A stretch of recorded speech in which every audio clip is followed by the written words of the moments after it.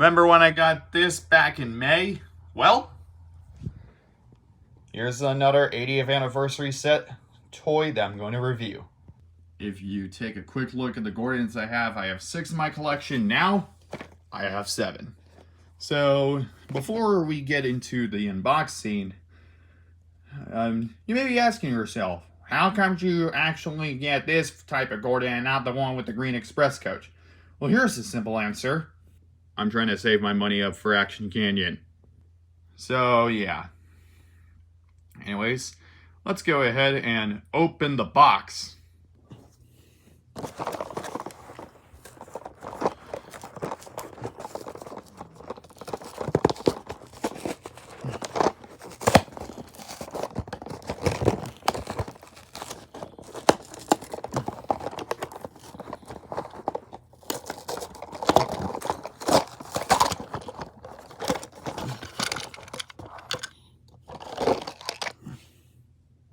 I've been wanting to review this type of toy for months now because, well, I've seen other people like Dreamline Engine 75 and TTTE Guy actually get theirs, and I was like, maybe I should do one myself, but with Gordon first. So let's get into some of the positives and the negatives about this toy. The positives is that I absolutely love that they actually brought back the side rods for this model. I also kind of love the fact that the valve gear is there to make it look like it's accurate from the CGI series. And they actually added this extra piece in there to represent the CGI series as well.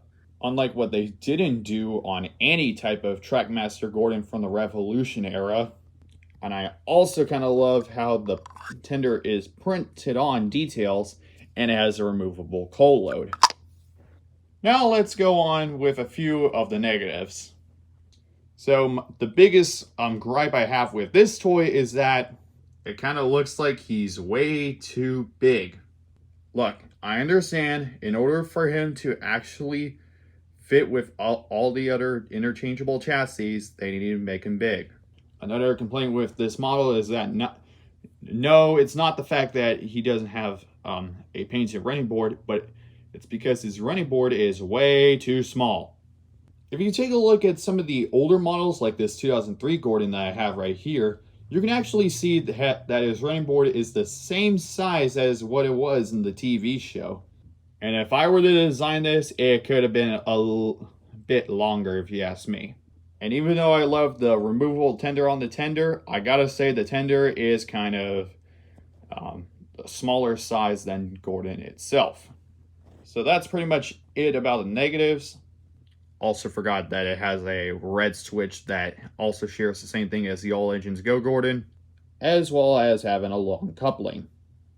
Alrighty, on the final thoughts of this Gordon, I gotta say they could have done a little bit better with this Gordon, considering the fact that not everything in this world is perfect, and there could have been this Gordon could have done some improvements to do better, but yeah. But overall, I would like to give this Gordon a 6 out of 10 for at least trying to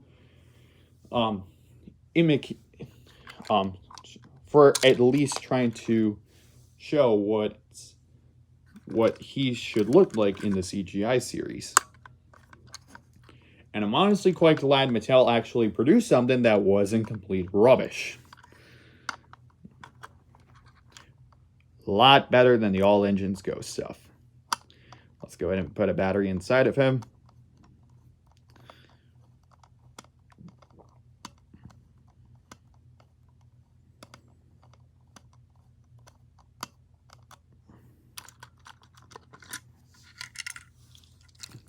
Look at that.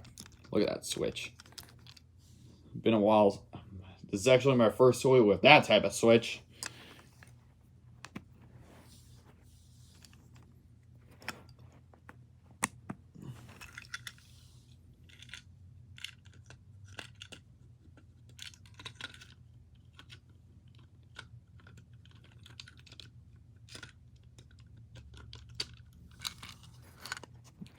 Also, it's really interesting how the tab that's supposed to hold Gordon's chassis is actually on the inside of the shell, not the outside. So there's no hole right here, which is actually really interesting. Good job, Mattel, for actually making something a bit better. Alrighty, let's see this motherfucker actually run around my all engines go layout.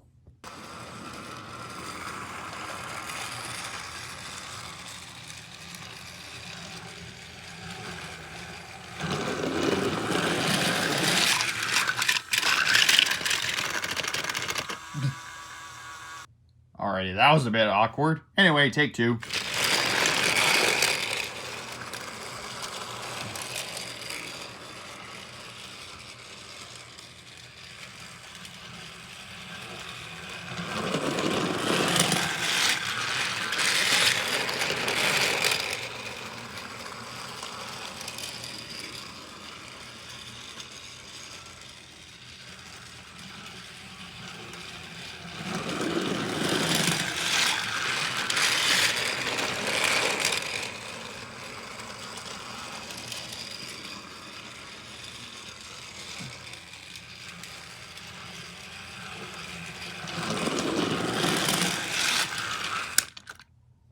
And in case if you saw that, I use an actual ordinary coach that I got from the 2003 Gordon from the Stamp Player L store.